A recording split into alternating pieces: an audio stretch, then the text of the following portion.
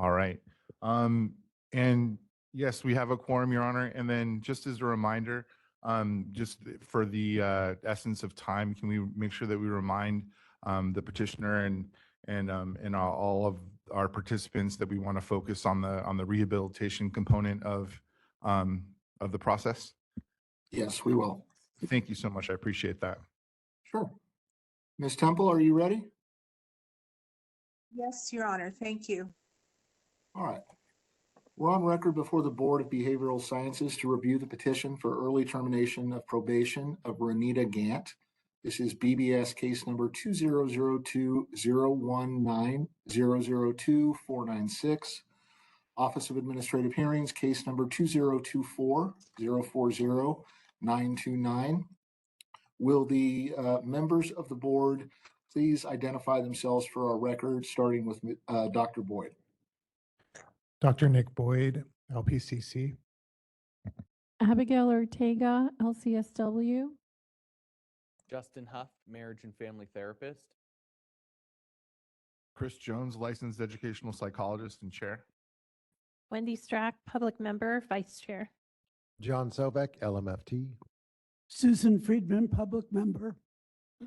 Kelly Renner-Singer, public member. Dr. Annette Walker, public member. Eleanor Arabi, licensed clinical social worker, member. All right, thank you. And may I have the appearance of the Deputy Attorney General? Anahita Crawford, Deputy Attorney General, appearing on behalf of the people of the state of California. All right, thank you. All right, so Ms. Gant, as I said just before we went on record, Ms. Crawford will proceed first to present an overview of your case.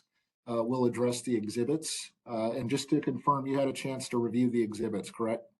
Yes, Your Honor. Okay, great. As I believe it was Mr. Jones mentioned, the board is particularly concerned with the rehabilitation that you've engaged in. Also, I want to point out that both I and the board have had the benefit of reviewing your petition packet. So it's not necessary to testify to everything that's you've already written in there. When you're done testifying, just let me know. And like I said, the board and Ms. Crawford may have some questions for you, okay? Okay, thank you. All right. Also, Ms. Gant, I do know that you're a little soft-spoken. We do have a court reporter taking everything down, so it's important to remember to try and speak up, okay? Yes, Your Honor. All right, thank you. Ms. Crawford, are you ready to go forward? Yes. All right. On October 27th, 2009, the board filed an accusation against the petitioner's associate clinical social worker registration number. That accusation alleged that in October 2008, the petitioner was convicted of having a concealed weapon in her vehicle. Petitioner also had cocaine on her person. Based on her file a notice of defense, the accusation resulted in a default decision, which revoked petitioner's associate clinical social worker registration, effective April 10th of 2010. Costs of enforcement were $2,282.75. On June 26th of 2018, the board filed a statement of issues to deny petitioner's application for a new associate clinical social worker registration. The statement of issues alleged that petitioner had been convicted of a wet reckless on May 29th of 2013 when she drove with a blood alcohol content of 0.13% and was involved in a traffic collision at the scene and later returned. Further, in June 2009, during an investigation, deputies found a baggie of cocaine on petitioner's person that she had dropped to the ground upon officers approaching. Additionally, when petitioner filed her application for the new registration number, she made false statements by representing that she had been convicted of any crimes. Statement of issues was resolved by way of a stipulated settlement, which became effective on November 1st of 2018, and it granted petitioner her associate social clinical worker registration, and it was placed on probation for 3 years. Terms and conditions, including a psychological evaluation, psychotherapy, Ms. Craw- education in Ms. Crawford, I'm sorry for the interruption, but you're breaking up like every 3 or 4 words. Can you go back to basically when she was just placed on probation, and we can go over the terms and conditions again? Yes, the statement of issues was resolved by way of a stipulated settlement. It became effective November 1st of 2018. It granted petitioner her registration, which was placed on probation for 3 years, with terms and conditions including a psychological evaluation, psychotherapy, education in substance use and abuse, participation in a dependency support program, abstention from controlled substances, and submitting to drug and alcohol testing. However, 7 months into petitioner's probation term, a petition to revoke probation was filed on June 2019, alleging that petitioner had not complied with logical evaluation, did not timely comply with psychotherapy, had not regularly checked in for and submitted to testing as required, and failed to timely notify the board of her change of employment.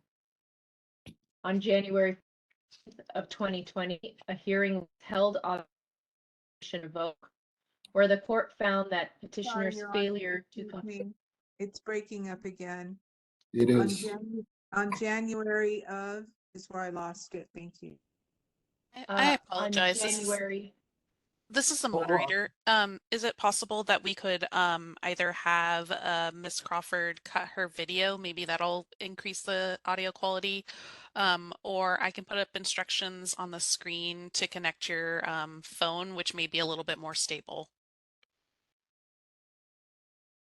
Well, I'm hoping that it's just a temporary thing. I would prefer to have everyone on video. I tell you what, let's continue, and if it doesn't get any better, then we'll address it. Sure. Thank you. I believe the court reporter mentioned January 14th is the last thing she heard. Ms. Temple? So I'll start Yes, there. yes, thank you. I didn't get the date. Thank you. Okay. On January 14th of 2020, a hearing was held on the petition to revoke, where the court that petitioners to comply with probation was due Ms. to a Crawford, financial hardship. Yes. it's gotten worse actually since the last time. Okay. Do you want to try just appearing telephonically, or? I can do that. I could try to call in.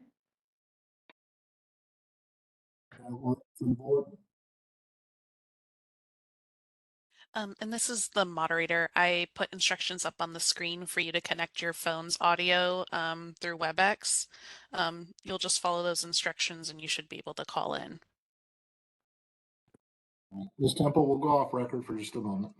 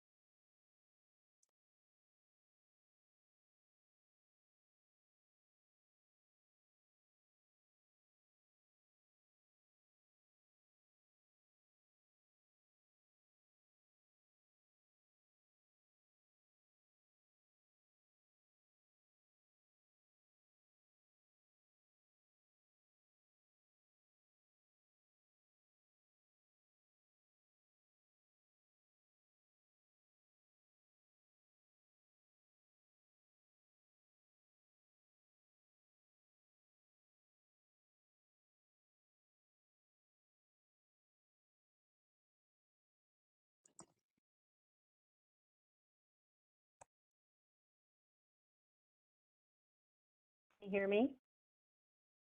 Yes, this is the moderator. can. We can hear you, Ms. Crawford. Okay, perfect.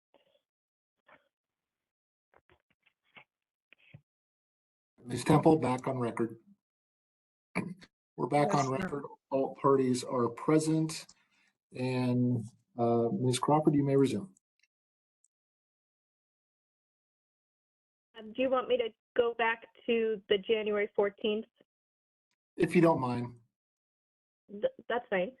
On January 14th, 2020, a hearing was held on the petition to revoke, where the court found that petitioner's failure to comply with probation was due to a financial hardship and failure to fully comprehend her probation obligations. Therefore, petitioner's probation was extended 3 years with a 1-year suspension. She was ordered to comply with the original terms and conditions of probation, in addition to undergoing a clinical diagnostic evaluation and a law and ethics course. The order was adopted and was to become effective on September 24th, 2020, with the exception of striking the clinical diagnostic requirement. Prior to the effective date, petitioner filed a petition for reconsideration. The board issued a decision after reconsideration, which affirmed the original order, effective February 9th of 2021. Therefore, the petitioner's projected completion of probation is February 8th, 2025.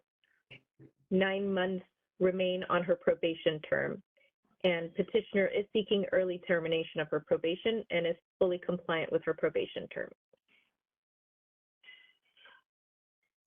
And Your Honor, I can go through the exhibits. Please. Exhibit 1 is the notice of hearing for today's hearing date. I'd like to mark and introduce that. Any objection, Ms. Gant? No, Your Honor. All right, thank you. Exhibit 1 is admitted. Welcome. Exhibit 2 is the license and registration history certification for the petitioner. I'd like to mark and introduce that as Exhibit 2. Any objection, Ms. Gant? No, Your Honor. All right, Exhibit 2 is admitted.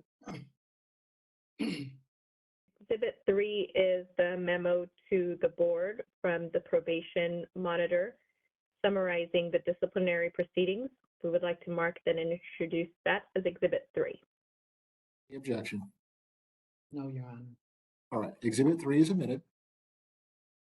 Exhibit 4 is a petition for modification of penalty and early termination of probation filed by the petitioner. We'd like to mark and introduce that as Exhibit 4.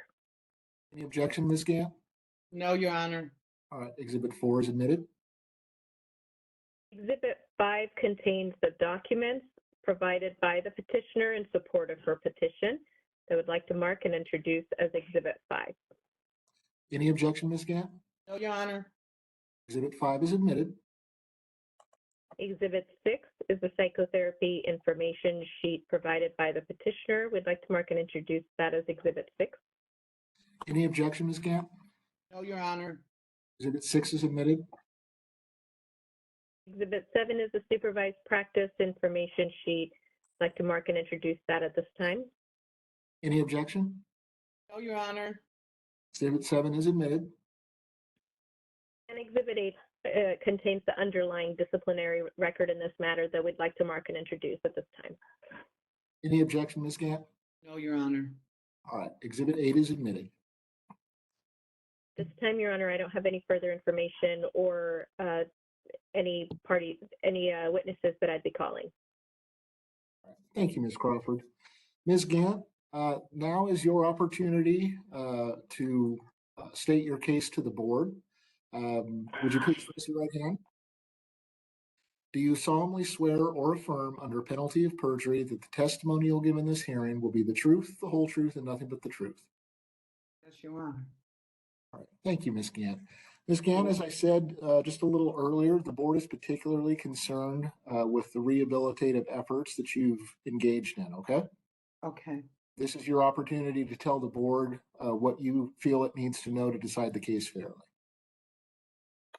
When you're done, let me know, And like I said, Ms. Crawford may have some questions for you, and the board may have some questions as well, okay? Okay, And I am going to turn the floor over to you. thank you. My rehabilitation, it started 11 years ago. So I've been clean and sober for 11 years as a sponsor, as a sponsee. I completed treatment, a 2-year program that provided me with case management services, targeted case management, individual rehab, individual therapy, group rehab, medication management, as well as housing services. I also was able to pay for my psych evaluation, which was completed. I'm currently still in therapy with Dr. Zane, which has been 2 years of therapy. What's the Weekly doctor's therapy. name, Ms. Gant? Dr. Zhang, Zhang? Okay, thank you. Xhang, Dr. Zhang, a Z. I think Dr. Zhang spell his name. I think it's an X. I've been in therapy for over 2 years with him this time. And we were initially meeting 1 time weekly. Now I meet with him 2 times monthly. I go to meetings, AA meetings, NA meetings. I am a member of the church, True Rock Missionary Baptist Church, which I have been for 10 years now. I provide food to my community. I do food ministry there now, which is every 2nd and 4th Saturday of the month to the community. I do not drink or use any substances at all. I have complied to all the requirements. Initially, it was very challenging for me. And the reason why I was so hesitant, because I really couldn't understand the whole thing about probation analysis, my probation analyst. So I was giving him such a hard time. I really thought that he was more like a support system, but in reality, he was actually the person that was supposed to make sure I was crossing T's and dotting my I's.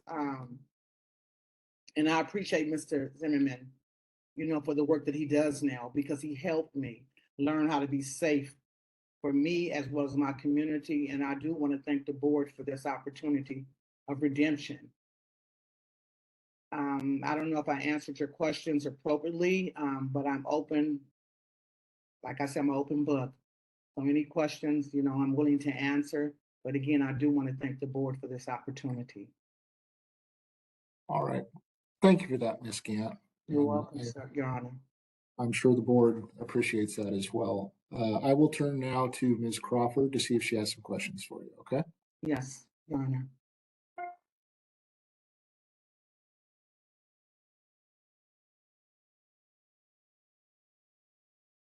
Ms. Crawford, we can't hear you. I don't know. Okay, can you hear me now? Yes. Okay. Ms. Gant, in your petition, you stated that the death of your mother and your husband led to a depression. Excuse that me, also led counsel. to that. I'm sorry, Your Honor, but my audio was completely dropped after Ms. Gant spoke. And you thanked her, and then I didn't hear anything after that, Your Honor. Thank you. All right, can you hear me now? Yes, Your Honor, I can. Thank you. All right. So, Ms. Crawford, if you just want to restate your question, please. Okay. Ms. Gant, you've described in your petition that the loss of your mother and your husband led to your depression and subsequent drug use and criminal behavior. Do you believe that there were any circumstances or life experiences that you had that predisposed you to drug use and criminal behavior as a result of your depression versus seeking help and dealing with your depression in a different way? I believe more so than the depression, because I didn't know it was depression. It was more of a downhill spiral when I didn't know how to deal with my mother's death as being her only daughter, the only child really. And I didn't know how, well, her only daughter, and I didn't know how to deal with that loss, that grief. It was just unhealthy grief and anticipatory unhealthy grief. Um, so that was it. I mean, to me, I don't think there was other underlining issues other than I had lost my mother, and then right after that, I lost my husband of 25 years, and it was just a lot. I just didn't know how to move forward, and after the loss, and I started spiraling out of control. It was very difficult for me as a social worker because I was known as a social worker in my community and I was helping everybody, but I didn't know how to help myself, and I just went further down because of the guilt and the shame and the embarrassment that I was feeling, just to be really honest with you. I just didn't know what to do. I knew what to do, but I just couldn't take the steps. So that's why I said I thank the board, because the board pushed me, pretty much was a saving grace for me to get it together.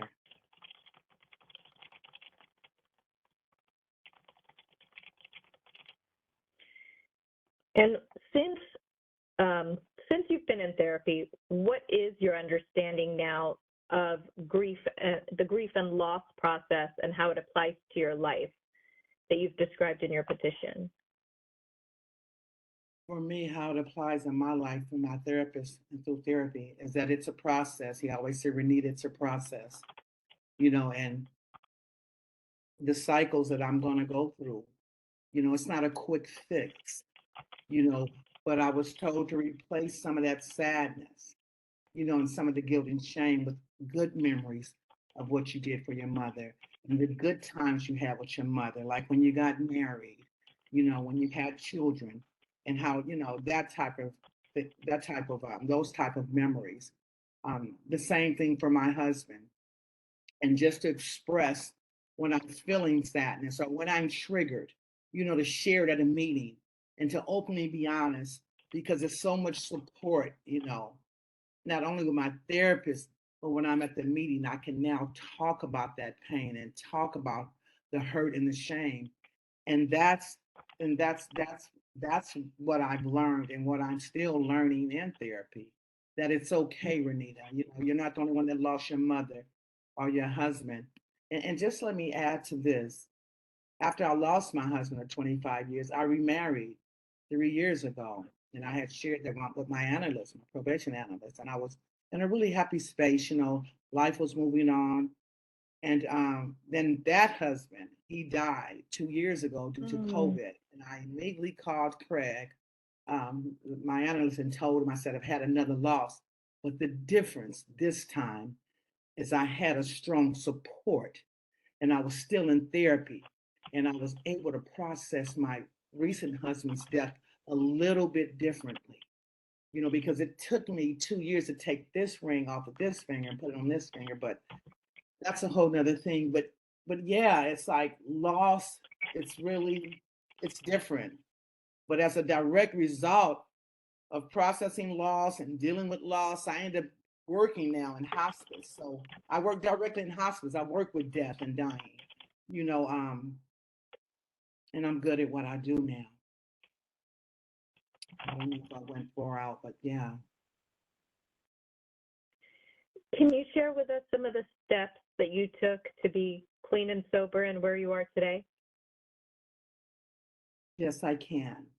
So the first thing, I had to realize that I was powerless over my addiction and over mama's death, my husband's death, and other husbands' death, just being powerless and being open and willing to get some help. And I had to admit, that was a really, really hard thing for me to do, was admit that I was an addict. Never been no addict. I mean, like an addict. When I think of addict, I think of people on the street, using drugs, living in cars, homeless, doing all kind of sorts of things. And yeah, so first thing I had to do, that was the first step, just being powerless and being willing to get some help and willing to let down some of my guards and just telling myself and loving Renita, giving Renita some grace and saying, Renita, it's okay.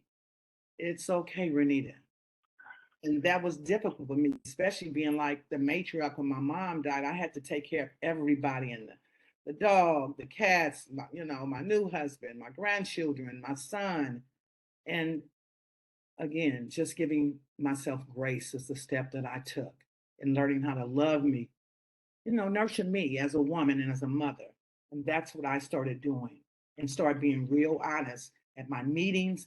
And I started being very honest and real honest with my therapist about who I am, where I come from, and some of that false pride, Yeah, that false pride kept me back. It kept me struggling with the board initially.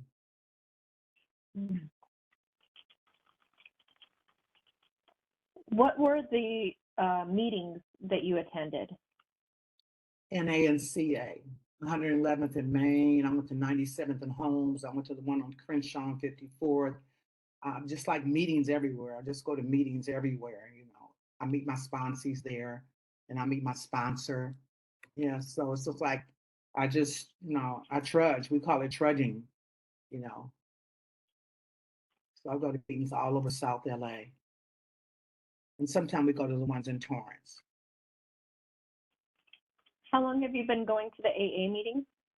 I've been going to meetings now 11 years, about 11 years now. Have you had a sponsor during the time you've gone there? Oh, absolutely. I have a sponsor. Yeah, that's the most important. You do now? Yeah, I've always had my sponsor. Yeah, it's very important to have a sponsor. You have to have a sponsor. You have to. It's just mandatory. I mean, for me. How long have you had your sponsor? I've had my sponsor since I went to recovery. I've had her for 11 years. Going on 12 years. What can you share about why you find it necessary to have a sponsor? Because a sponsor can be like a big sister, or we call it a trudging buddy, someone that keeps you accountable and say, hey, Renee, we're going to meet, and what are you doing? You working on your steps? What are you working on? Someone that you can have lunch with. We have coffee together. We do outings together, sober outings like conventions for women, conventions to empower each other. It's just she's just a great woman, and she has 27 years of recovery. So she's been through a lot, and she's very helpful to me. Since I don't have any sisters, she's like, I'm the only girl. She's like a big sister / she's just wonderful. She sponsors other women other than me. She has 6 sponsees. She encouraged me to sponsor other women. I was very ambivalent. I'm like, I have nothing to give to nobody. And she kept saying, yes, you do. It's not over, Renita. She said, you have a lot to give. And so then I have a few babies now. I have like 4 babies that I sponsor. We call them babies. I'm her baby, and then I have babies now. Yeah. When did you start sponsoring? I started sponsoring when I was 4 years clean, because you have to do the work first. Some people sponsor sooner, but she had me wait till I was 4 years clean because she wanted to make sure that I had completed my step work and I did my inventory. Well, yeah, it's been a journey, but it's been a good journey. Do you still have things that you're triggered by that make you even think about using?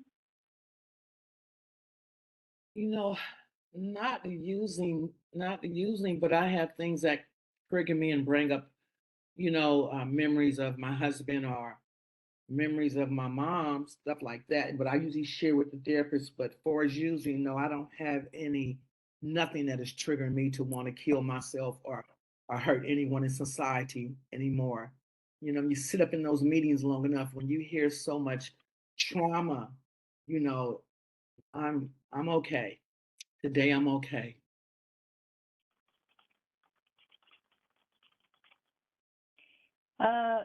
Tell us a little bit about your experience with having a supervisor practice.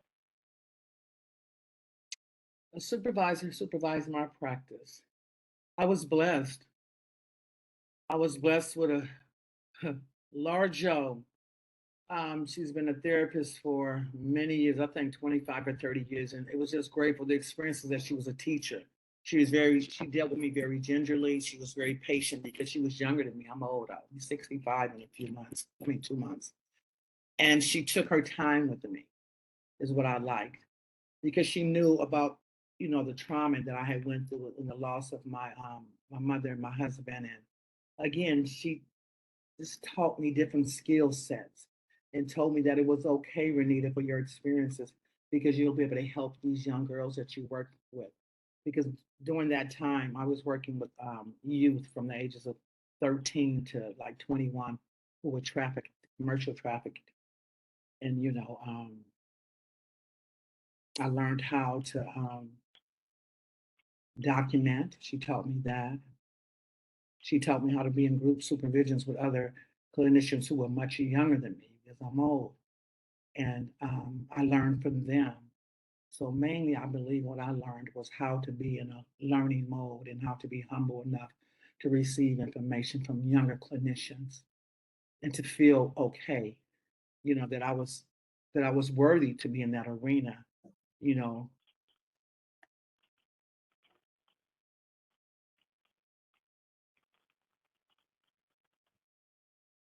Where do you presently work? I work in hospice at the Rose Room Hospice. Patients, my patients are not clients. My patients they have like terminal illnesses and they have anywhere from 3 months to 6 months to live. I've received excellent Yelp reviews on Yelp for the Rose Room. My name is Renita Gant. You can pull it up. Cards and just a lot of appreciation because they don't really understand that I understand the grief and loss process. Know how to communicate. I know how to be compassionate. I know how to be authentic and just be myself. It's difficult when a person have a loved one that's dying in hospice, and I work on the west side. So I'm in Bel Air, Beverly Hills most of the time, or in Santa Monica, Upton Hills. So I work with very wealthy patients that are actually dying, doctors and lawyers, judges. It's a lot. It's a lot. But What is your job title? I am the social worker, medical social worker.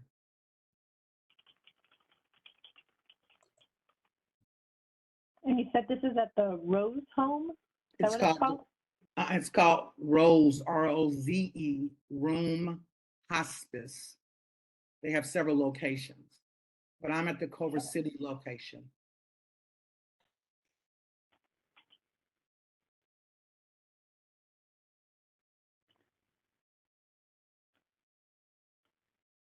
And you provided us with your work evaluation that indicates that one of the areas that you can grow in or develop in is obtaining your LCSW, sitting for your LCSW exam. Why did your employer feel that that would be an area of growth for you? I really don't know why she felt that way, but I believe that not only my employer, but the supervisor who was doing my clinical hours, that's just something they know that I wanted to achieve. And they knew that I was grappling with my probation and being compliant. And that's just something they believe, and I believe too, that's another level of growth and self-actualization as I move forward. Because I love the field I'm in. And I know the importance now of ensuring safety, not just for children, but society at large, and not only safety for them, but safety for me. That's why I say I thank the board, because I would have never realized that, how serious our profession is. And it's not just social workers, it's doctors, lawyers, everybody. We have to be safe and we have to be able to help others.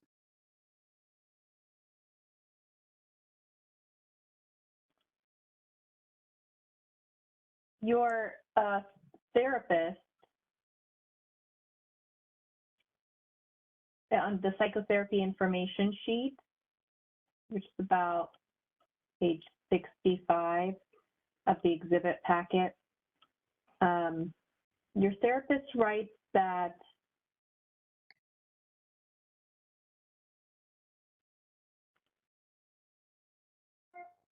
you're addressing grief resolution and self-care as the goals of therapy, and that goal has been partially achieved. Do you know why your therapist writes that goal is partially achieved? I don't really know, but I can probably say, because I'm really honest with him about self-care. And then I had a recent death. I just had another husband die. And the goal for me, one of the goals was to spend more time with Renita.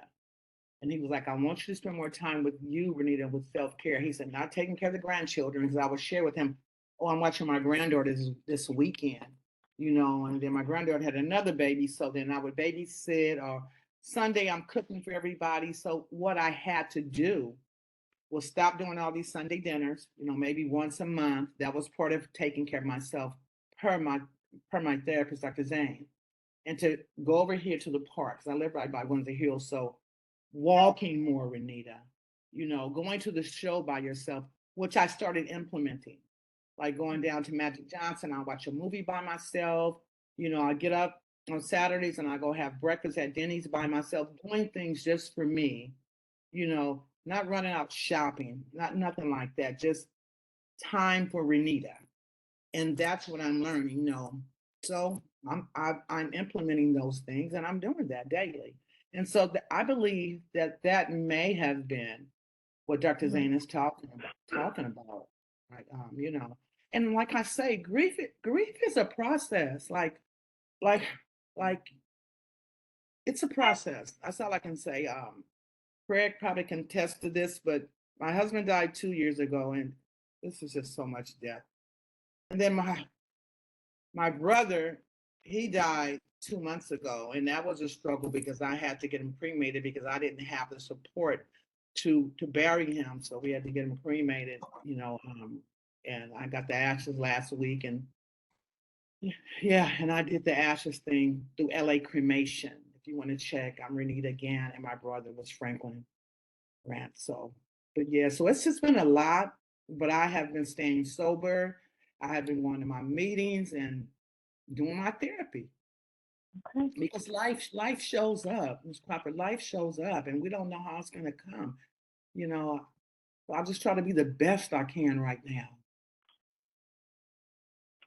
Why are you looking to terminate your probation early? Because I'm looking for redemption for what I've done. I've been dealing with the board now for almost 14 years, I say, overall. And because I'm ready to move forward with my licensure, I would love an opportunity to submit my hours. And I believe and I know in my heart that I'm ready. I have done everything that I have been required to do, plus extra.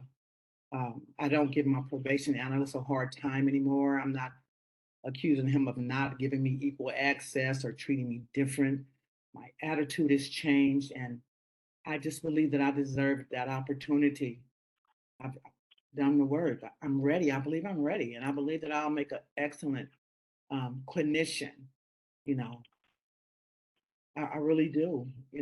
Am I still growing? Yeah. I don't think I'll ever be like this perfect clinician that just knows it all and have it all.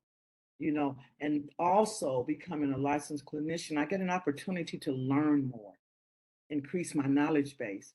It's just something that I've always wanted. I had some slips along the way. And now that I'm 65 in another 2 months, I'm ready. I'm more mature. I'm mature now, much more wiser. Do you plan to continue therapy even if your probation is terminated? Oh, absolutely. Yeah, absolutely. Dr. Zhang, oh yeah, no.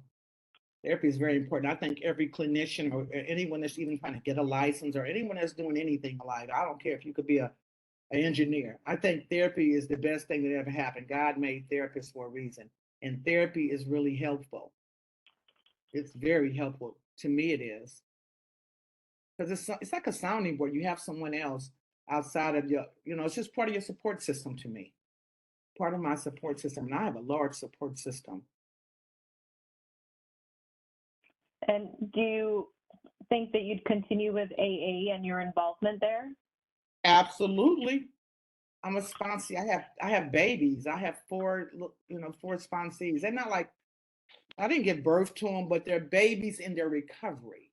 They're young and they need the information so they can learn how to stay clean and sober. If they're triggered or if something happened, these are the steps you're going to have to take. Mm-hmm. So yeah, I'm not going nowhere. Mm-mm. Mm-mm. Mm-mm. Thank you. I don't have any further questions. You're welcome, ma'am. Thank you, Ms. Crawford. Ms. Gant, I'm now going to turn to the board, starting with Dr. Boyd. Hi, Dr. Boyd. Scan, hi there. Want to first start off by just thanking you for your patience today. I know you were here on time and ready to go, and you're here again at 3 o'clock to tell your story. So I appreciate you taking the time for that. And I also want to thank you for your authenticity in your testimony today. I certainly appreciate the genuineness that you've discussed, in particular, because as the judge mentioned, our role here is to understand and to focus on sort of the rehabilitative aspect of sort of what you've done in your time, as well as to ensure the protection of the consumers of mental health in the state of California. And I certainly think that you've done a good job of that. And I want to acknowledge that today. That it was very moving to hear some of what you shared. I do have some questions though. One of which is, and you touched on this a bit, but what is your, what have you learned through this process? It sounds like you and Mr. Zimmerman certainly have a fascinating relationship, and one which that you've come to maybe admire a little bit in this journey. But I would be curious to know, what have you sort of taken away from this altogether? What I've taken away is that my safety and my life is important, and that others' life and safety is important. Driving around drunk or running into trees, and I could have killed somebody. So what I've taken out of that is that the importance of life, and especially as a hospice social worker, life is important, mine as well as the community at large. Self-love, self-respect is what I've learned. It's really been a lot of inner stuff for me. It's been like, Renita, you didn't get in this field, to not be able to provide help. And it gets deeper because it's not just about help. We have to provide safety and we have to be safe. And so that's pretty much what I'm learning, what I've learned and what I really get out of it. This has been a lesson about safety and more so than sitting down with a patient talking about, the reason why they were raped. No, it's not about that for me now. It's again, so I don't know if I answered it, but yeah, most definitely that's what it's about for me today. Sorry, I didn't mean to cut you off. Yeah, you absolutely answered that, and I do appreciate that. And you've my other question, you've touched on this, rather, I think you touched on it indirectly through some of the examples of the losses that you've had, and I'm sorry to hear about those, but I think they potentially, certainly today, have highlighted maybe the answer to this question, but I'll ask it anyway. What is your plan going forward to continue to manage these stressors in your life and to ensure that you have the skills necessary to ensure that poor decision making and or relapse does not occur? That's a long question. It's a two-parter. I should have wrote it down, so I want to make sure I answer it directly. So the first part, can you repeat the question? Because it's super long. That's okay. Just simply, what is your relapse plan? What is your plan to ensure that you can manage stressors in your life going forward? My plan is to continue therapy. I'm going to continue to pray. I'm going to continue to go to my AA meetings. I'm going to continue to sponsor and give back to those who don't understand this process. And I'm going to continue to be clean and sober and safe. Yeah. Thank you. Thank you. No questions. All right, thank you. Ms. Friedman? Yes, Your Honor. Renita, I'm calling you Renita because I feel like I've gotten to know you. Yes, And ma'am. you shared so much that was really, really important for us to hear. Most people at the age of 65 are thinking about retiring. You are thinking of starting over. You clearly profited from the probation. You're like a spokesperson for what probation can do for you. But I'm wondering, when you also said, by the way, that you didn't need to have this for the job that you're doing. So clearly you're thinking of changing direction at the age of 65. What direction are you going in? And what lesson have you taken from probation that you will keep with you forever?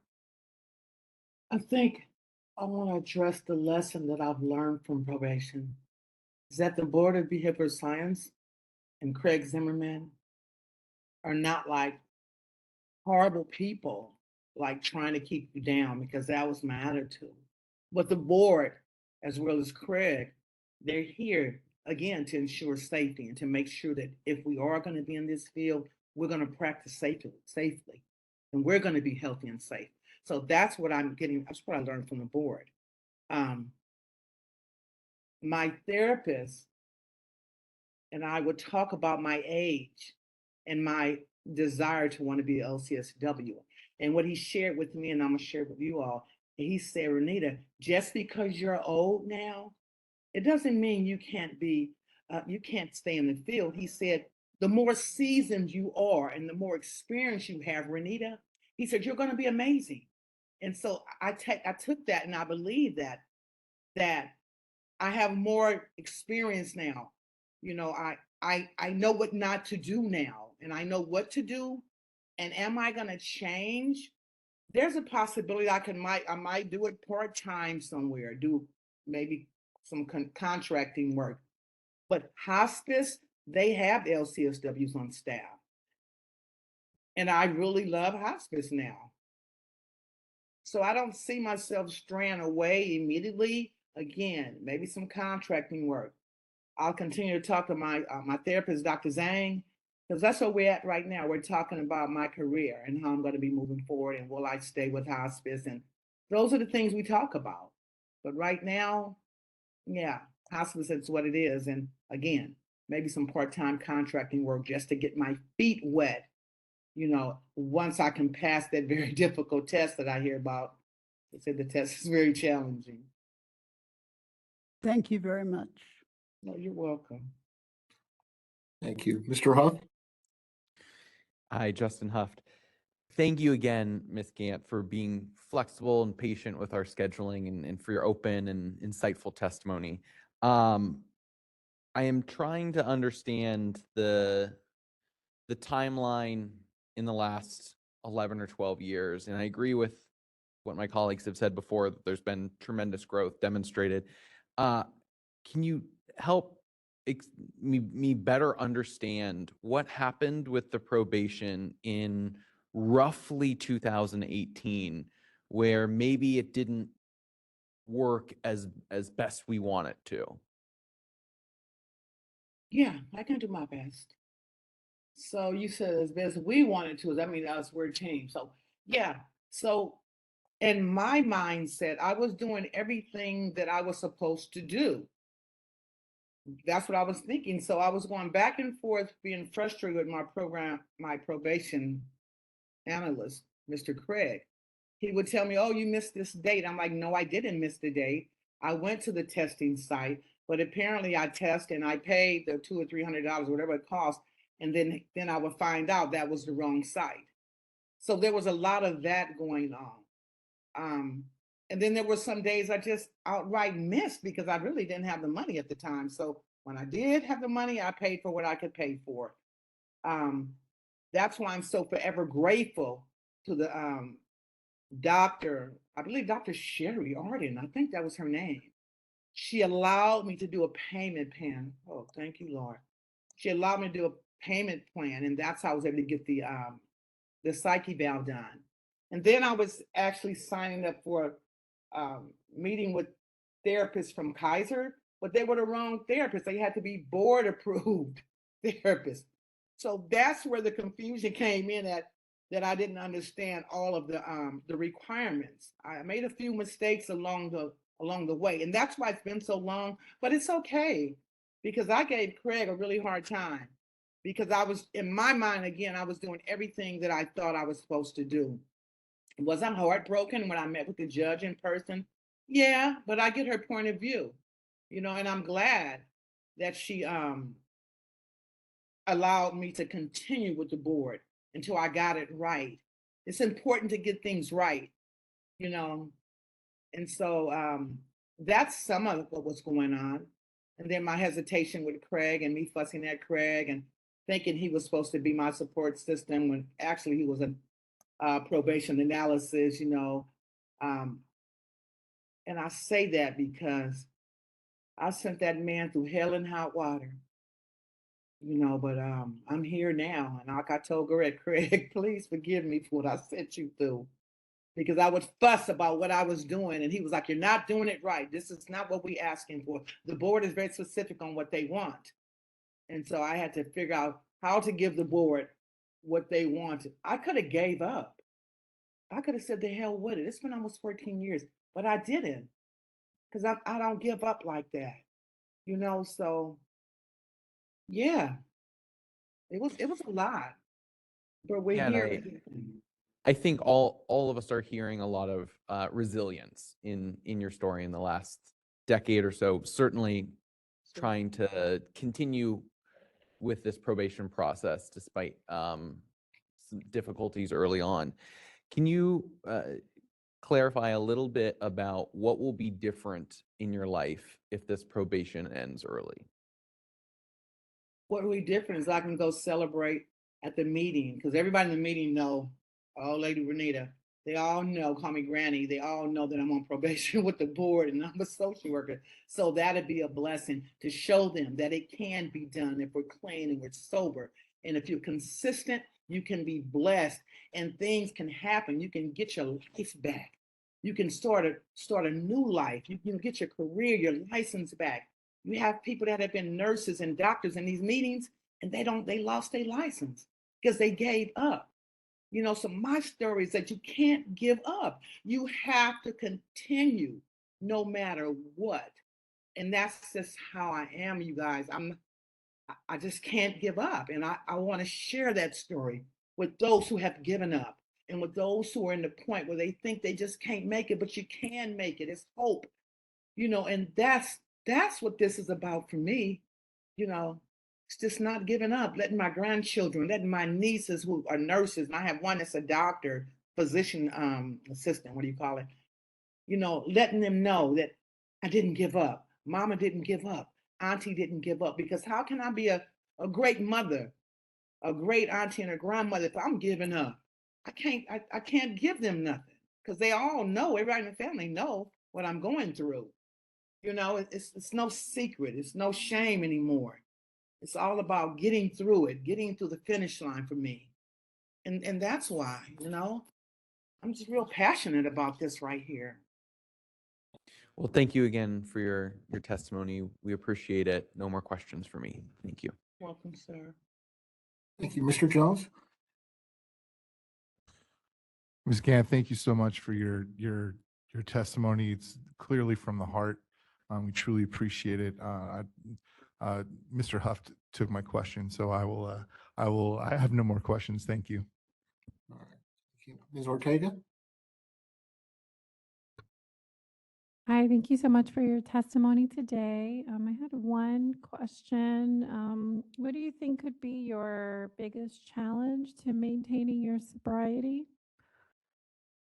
My biggest challenge to maintaining sobriety, I don't think not that I'm like super well, but I've been through it all, with due respect.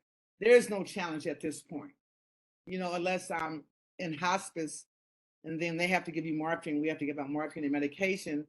And even if I'm in a wheelchair, my sponsees would take me to the meeting because we have people in wheelchairs. So the only thing I can think is like if I'm on maybe my deathbed, because I have to have substances, but there is none. I'm at this point at 65, there is none. I'm moving forward with my life. I'm in the fourth quarter, I'm older now. Challenges. I go to church, I feed my community. I'm a positive image and force in my community in South LA. No, I don't see any challenges right now. I'm going to stick to what I'm doing. I'm going to stick to what the board had me doing. At least I'm sticking to my therapy and I'm sticking to my clean time. I don't plan on going nowhere.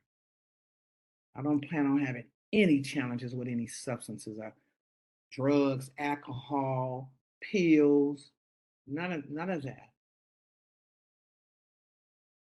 Only challenge I will have, I take that back. The only challenge I will have is passing that exam and studying for my exam right here. That's so challenging. I'm sorry. That's the only challenge I really foresee, to be honest with you. It's the only one I see, and I'm not gonna quit until I'm 80 years old. Okay, thank you. Mr. Randasinghe?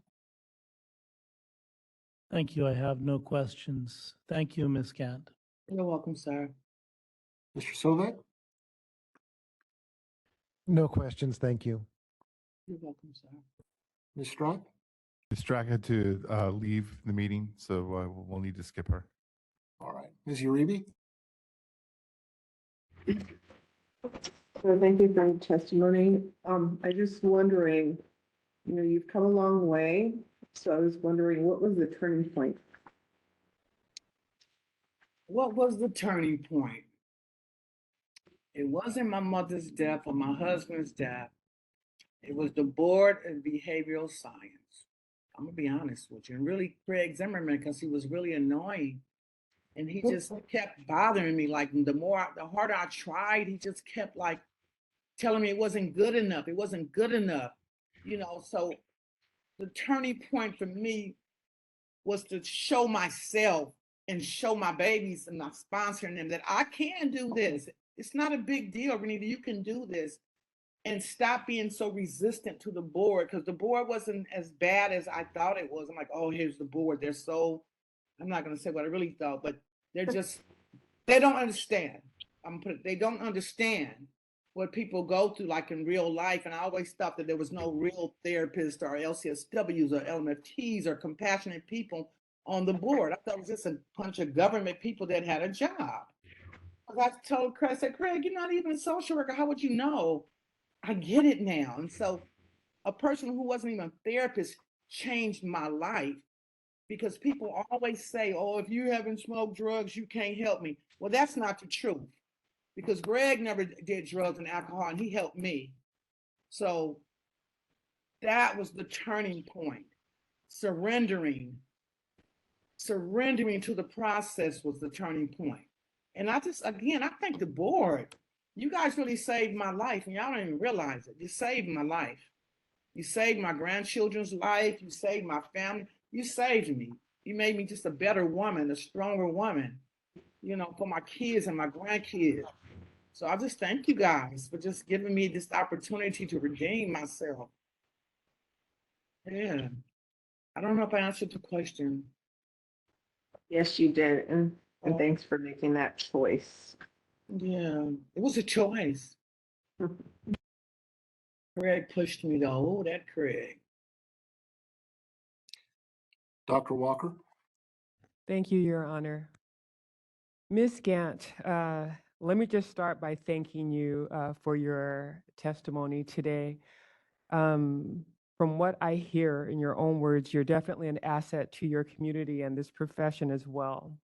And I just need to have a point of clarification with you, really no line of questions. And I'm gonna pivot from the last question that was asked of you in what was your turning point? And I'm just trying to make sure that because I hear you and I see you. I just want to make sure that I'm interpreting your testimony in the way that I should based on what you're saying. Okay? So this is not a question, it's just a point of clarification. So check me if I'm wrong or come in and fill in the gap for me if I'm not getting it right.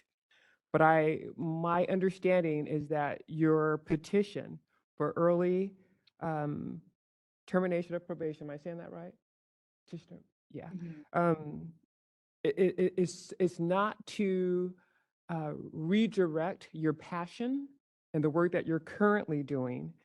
It really is to have an opportunity to seek redemption because, what I'm hearing you say, because of this process that the Board of Behavioral Sciences and staff and board members have set before you, have put you on a path that have planted your feet groundly and firmly in reality of what you've been through, where you are, and what the future may hold for you. We don't know that. But what I'm hearing is that you know where you are, and your petition is not to, you're not seeking a job, but you want to gradually re-enter the work that you have done as let me get this right, an associate clinical social worker, if you so choose to do so in the future. But this redemption for you would allow you to live your life at 65 and beyond.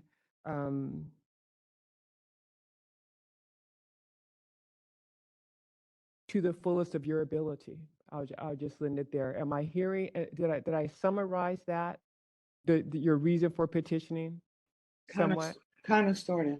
You know, just as a clinician, as a social worker, you know, safety, ensuring safety, you know, the safety of myself, my community, because my children and my grandkids are in the community.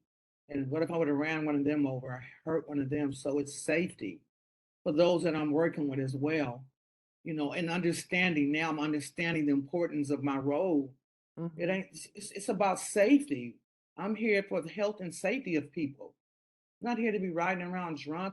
That's why I didn't work for a few years when I was going to treatment. I decided not to work in spite of what the board had going on with me, because I had to understand the severity of what I did. But yeah, you kind of summed it up, but yeah. Well, thank you for that clarification. Again, I see you and I hear you, and I appreciate your words today. Thank you so much. God bless. Anything further, Ms. Crawford? No, Your Honor. Ms. Gant, is there anything more that you would like to say? I just want to say thank you, Craig Zimmerman. Thank you, Craig Zimmerman. I just want to thank the board for not giving up on me and for giving me a chance. God bless you guys. Ms. Gant, I would like you to know that Mr. Zimmerman's in the room. He's heard your entire testimony. Oh, did he? So, we all wondered why he showed up here today. We've never seen him in a meeting before, and now we all know. I can't stand Craig. Yeah, Craig is a tough cookie, y'all. He don't play. Yeah. Well, Ms. Gant, thank you for your words and your testimony. The board will now go into closed session to deliberate your petition. You'll be notified of the decision at a date in the future. But thank you again for your honesty, your candor, and please keep doing what you're doing.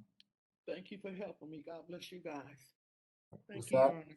the matter is submitted, the record is closed, and we are off the record. Best of luck to you, Ms. Gant. Thank you.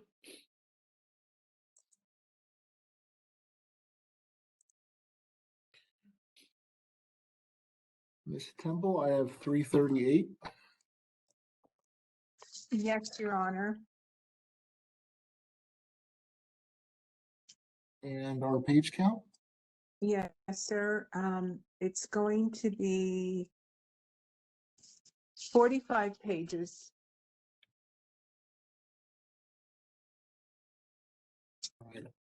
Ms. Temple, thank you for working with us today amid all the technological issues. I really appreciate it.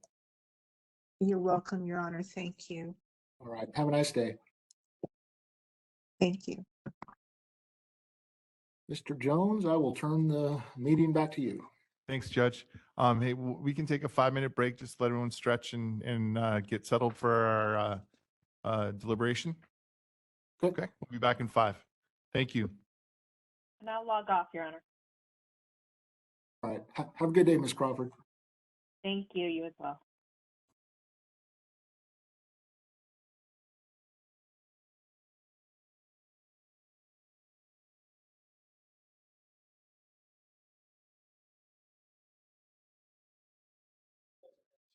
The public meeting. We're going to call the public meeting open session back to order. It is 4:32. We are moving to agenda item number 9, the executive officer report. Steve, you have the floor. Thank you, and please disregard my hastiness. I apologize, but we're trying to move this along. So the board's budget for this fiscal year stands at $14.1 million. Presently, our expenditures total $9.2 million. And you can see the breakdown of what our costs are, or our expenses are in the board report. Currently, we have a 12-month reserve, so that's healthy. We've had a lot of personnel activity in the last quarter. We are continuing to hire, promote, and seek more positions, and we are continuing to reorganize our office a bit. And we have a couple of new hires. Priscilla Sazo transferred from Criminal Conviction Unit to the Consumer Complaint Unit. Lydia Va promoted to a lead registration evaluator in our registration unit. Sherry Bruner was hired from the Board of Registered Nursing, and Sherry is a lead registration evaluator. And then Bimala Rai was hired from the private industry, and she will be working as a cashier. And I'm happy to report we really only have one true vacancy and are trying to recruit for 3 other vacancies for positions that we've actually kind of created. We are sad to see Marianne Guerrera leave. She got a promotion and she's moving up to HR, working where she kind of had an HR background, so she'll be working there for DCA. And as part of the reorganization project that we're doing within our office, we've been working to create licensing positions that will assist in licensing, outreach, and a little bit more research. We have gained approval and are actively recruiting for a Staff Service Manager 1 position within our licensing unit. And this is to split up the units to allow managers to have the ability to coach and work more closely with staff and actually do some more, maybe help us out with policies and looking at the licensing scopes of practice. Additionally, we have gained the approval to create a limited term AGPA position to assist with special projects, and that position will do outreach and will help with the research in the admin unit. And that will be hopefully that position will be really working with Roseanne and I on doing research projects and providing more material for the board. And lastly, we gained approval to create a limited term staff service analyst position to assist with the review of licensing applications within the licensing unit. So that's just to boost up our licensing unit. We began as you noticed, there was charts in the, started to present more charts in the actual report. I hope that you like them. Definitely can take comments later on. I think with today, we're probably going to be closing pretty quick. So definitely, if you have comments or if you want to see other types of charts, please let me know. Population-wise, there is a correction to the population report. We did issue more than 4 new registrations and licensing in the third quarter. I would be aghast if that was it. And we do have a population that's a little bit higher than I had recorded. I think I was starting too early on actually developing that report and forgot to update it at the last minute. So we actually did we actually issued 4,165 new registrations or licenses. And as of April 26, 2024, the board has 1,043,890,000 registrant licensees. And that's approximate a 0.1% gain from the last quarter. Overall, in the third quarter, the board received approximately 19% more applications than were received in the second quarter. And processing times, I know that's the big subject that everyone likes me to report on. I'm happy to report that we are really doing good on that. The registration unit is currently processing applications from the last week of April. So that's really, it's almost like a two-week delay.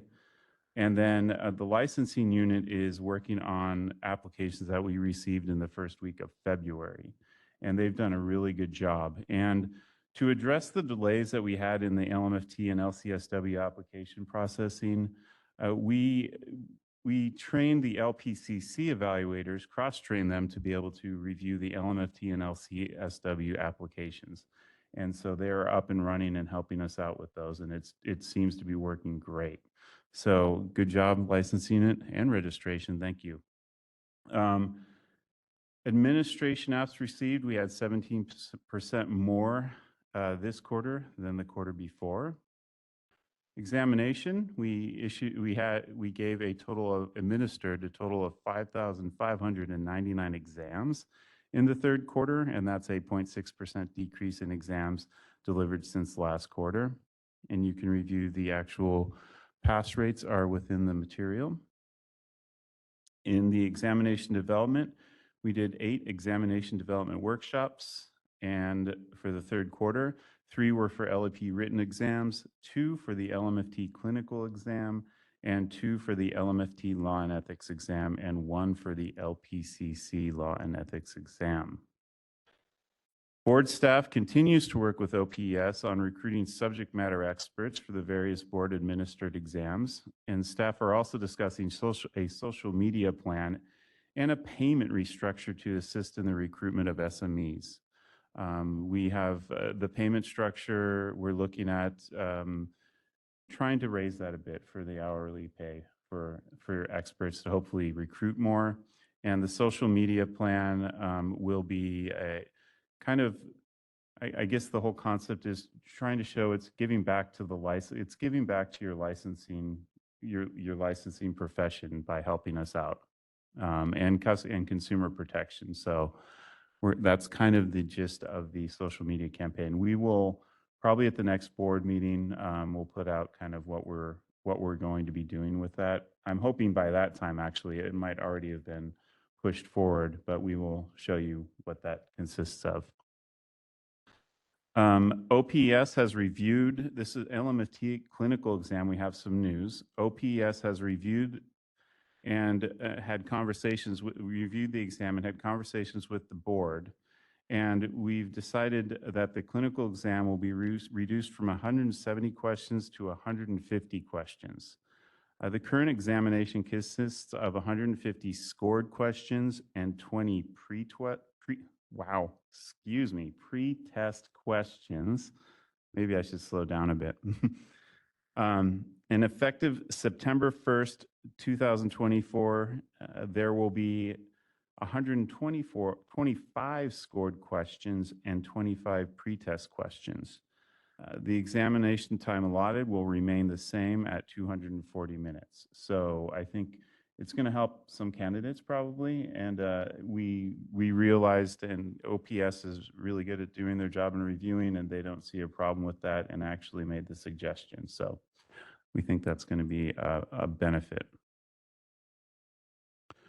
It used to be 150 scored and 20 pretest. Now it's going to be 125 scored and 25.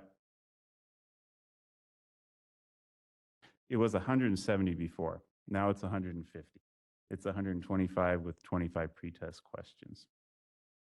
And the pretest questions, like Tweety Bird, the pretest questions are meant so that we can have continuous examination. So it's continuous examination. So we test the questions so we can keep, so that candidates can test on a daily basis. A request also has been submitted to Pearson VUE to include links to the LCSW, LMFT, and LPCC Law and Ethics examination sample questions in the exam candidate handbook, and this will provide study material references to assist candidates for preparing for the examination. Kind of in the same vein here, OPS is working on study material references for the LEP written and the LMFT clinical examination. Once we receive these, we'll work with Pearson VUE to get those into the actual candidate handbooks. And that is a list of kind of the materials that are used by our subject matter experts when they're designing the test questions. And so it gives the candidates some more material to study on. And for enforcement update, in the third quarter, the board received 520 consumer complaints and 201 criminal convictions. Additionally, 576 cases were closed and 27 were referred to the Office of the Attorney General. And currently, the average number of days to complete the formal discipline is 373 days. And the average number of days a case is at the Attorney General office is 279. And the average number of days to complete a board investigation is at 77 days. And those are all within our performance guidelines, our performance measures. We're doing good on those.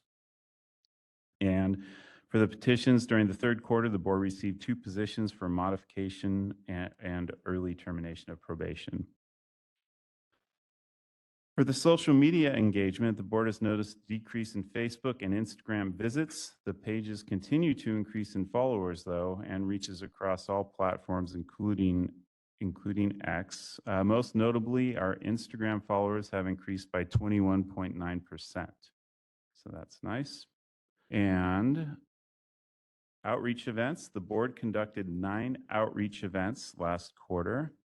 And we've been encouraging stakeholders and organizations to submit requests for outreach by emailing us. We do have an email box, and that you can find that in our newsletter. I'm not sure if we have that really located on the website yet, but it's www.bbs.outreach@dca.ca.gov. And we welcome anybody who has a thought for a presentation to reach out to us and see if our expertise can help them either with their students or their agencies or groups. So we'll keep encouraging that. And as stated earlier, we will have the AGPA, somebody kind of dedicated to really coordinating that outreach effort too, and kind of working towards kind of coordinating it and working with the different units in our office to create content and presentations. Breeze system updates. Staff has continued to advance with the Breeze online application project. Most tasks have been completed for the AMFT registration application to go online, and we've begun working on other registration applications. And we keep the next step for the AMFT registration applications going online should be the testing that would happen in, I'm thinking maybe a month or so from now. So we're still kind of gauging it in about July. So that's what we're anticipating in late summer. In addition to creating the online application, we're also implementing enhancements to our correspondence with applicants by adding email notifications with information to steer applicants and registrants through the licensure process. And staff efforts are aligned with the project timeline for a project completion date of January 2025 for the online application for registration and licensure. So it'll be really interesting to see if we get that up and how that helps us with our processing times for the registration unit. For communication, the information call center handled through approximately 3,900 calls for us with an average wait time of 1.55 minutes. They're doing a great job for us. And we received in the board, we received 29,357 emails during the third quarter. And just to highlight that again, I think we hold staff to 2 to 3 day return time on those emails. So that's kind of just, I don't know if I've highlighted that before, but that's where we do pretty good in most units, I think, with the time frame and balancing the workload and emails. So, but 3 days is kind of our maximum time where we want people to respond to before that. And I was talking about a reorganization of the licensing unit. This is kind of a report on our organizational structure. To enhance efficiencies, improve overall productivity, and allow for more effective staffing alignment, we have restructured the licensing unit. Currently, the board's licensing manager oversees the activity of all 4 license types, all scopes of practice. The restructure consists of adding a second license manager and assigning each manager to oversee 2 different license types. At the same time, I think my future goal is to have a manager for each license type. I think that would be the best, but we're working towards that, I guess, vision. Also, as I stated before, we do have a research analyst that we're recruiting to, and really we're looking at, there's so much time there's so many things we want to research, and it's been hard we really do need somebody else to help research. So this is kind of that person will really, some of the projects we're looking at is being able to look on a national level and really collect data on what people are doing nationally, looking at some of this work group data, workforce data that we have. We're also thinking they will be attending HCI meetings, some of the industry meetings that we can garner more information from on the workforce. So we're kind of excited about that. And we did, Marlon, you did a diversity equity inclusion update. I believe that will be in the DCA's report tomorrow. So you can read that there. Very nice report. Thank you. I'm going to defer. DCA will revisiting that tomorrow. And then there's the strategic plan is for your review. We've added a couple more task items and I think a couple more completion items. So I think we're being proactive on that and getting stuff done. So sorry it was very hasty, but that leaves time for a couple questions. Any questions from our board? Kelly? Steve, we had I think the largest amount of applicants for licensure was out of state, right?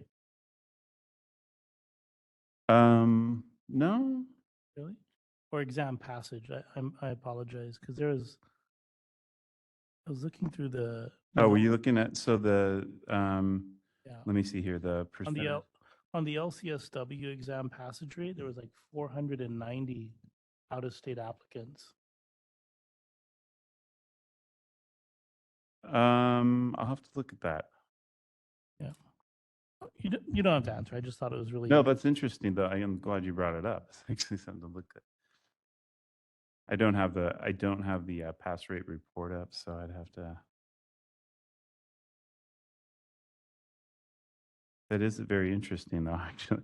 And that means out of state, that actually means out of state education. So that they are in California, a lot of those are, I'm assuming are in California. And so they just have a degree that was either from an online institution or from an out of state degree program. Interesting. Oh. John? With the 29,000 emails that are coming in, do you have any type of QA that you follow through on that to see if it is resolving issues that are being done and satisfaction from the registrants and licensees who are emailing in? We do have, that's one thing I've actually wanted to work on because we do have on our emails, there is a survey button you can do, a Survey Monkey. But like usual, you really, most of those surveys, you're not going to get people that are going to give us kudos. So I'm actually thinking about doing an easier button where I've seen some, I don't know if even a state agency, I've seen it on other maybe private agencies where it's literally just, how did we do, and a couple smiley faces, to make it easier to get feedback on, that.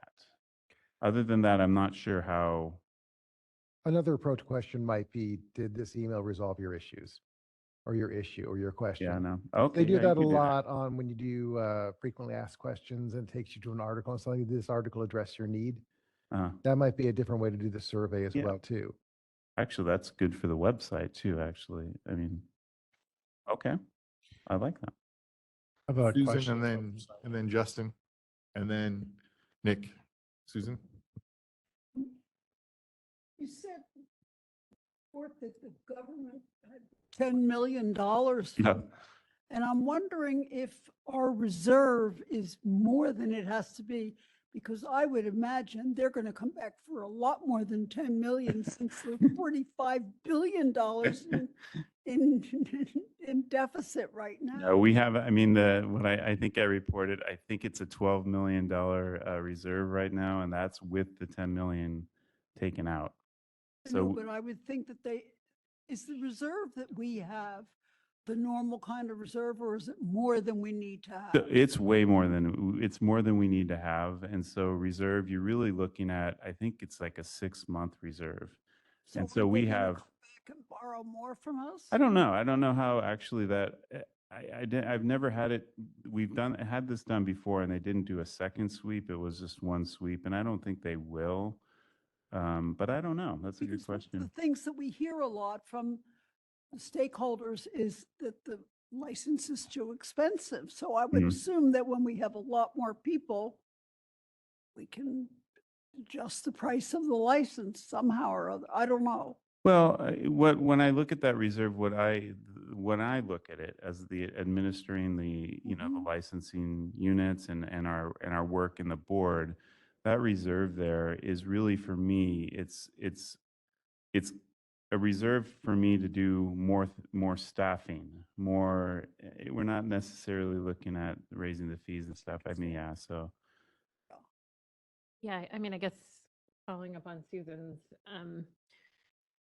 and I know you are limited within the process that you have to go through in order to get those staffing positions, but I think it might be good to see maybe a plan for how we're going to reach the staffing level we need to be at so that we can continue to justify the cost of the license now.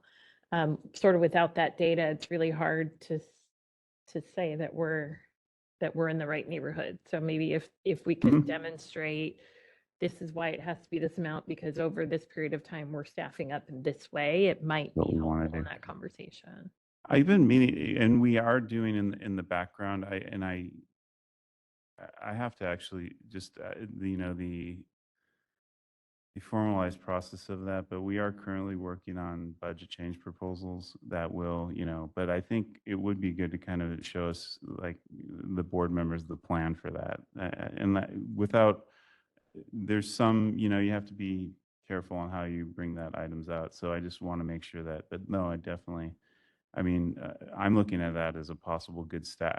I've got dreams, as you guys, I've got big ideas for our staff. And I know there's a lot of things that the mantra that I keep saying is, there's so much more we could be doing if we had additional staff. But let me see what we can do, and to kind of give you an idea of what maybe my vision is, and seeing if that matches with, giving what your guys' thoughts are. So Justin? You actually answered my question about the months in reserve, and I think we have about 3 minutes left. Is that right? Let's keep going. Okay. Good. Nick? Oh yeah, just two questions really quick, Steve. One is, I'm curious if and when the plan is, hopefully there's a plan, when we're going to be auditing supervisors. I'm not sure that I've seen that come out yet. Let's start with that one.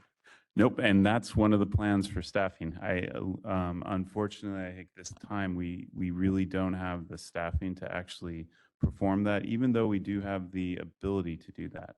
And in the long range, for my vision, we'll be talking. My vision is to actually look at that, and that is something I'll be talking about the sunset report tomorrow, and that might be something that we might bring up on the sunset report. Is we have that ability, and this is what we want to do possibly. So, okay, so we're still figuring out a timeline for that.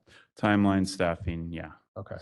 And then my other question is on the school reports are wonderful to see the pass rates and stuff like that. Other than just kind of a fun informational sheet, what is the intent of looking at the pass rates of the universities? I guess the intent of my question is, what would happen if a university had a 0% pass rate for 300 people in a quarter? What would be the repercussions of that in terms of the purview of the board?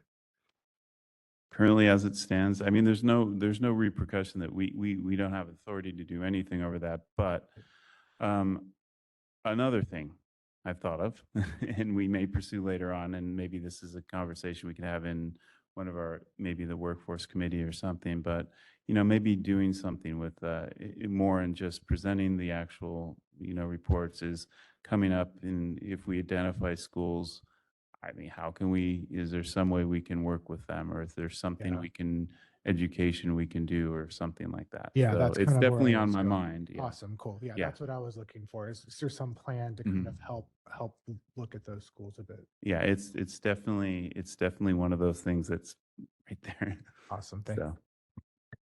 All right. Any other comments?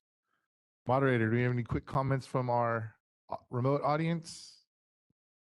This is the moderator, and at the direction of the board, I've opened up the Q&A feature for public comment. Members of the public, if you'd like to make a comment on this item, please click the Q&A icon located at the bottom right-hand corner of your WebEx screen, or use the raise hand function. All right, and seeing no requests for public comment, would you like me to close that Q&A panel? Yes, thank you, moderator. And with that, we will. Yeah, no, that's right. Right. Good. All right, we will recess until 8:30 a.m. tomorrow, May 17th, 2024. Thank you, everyone. Have a great evening.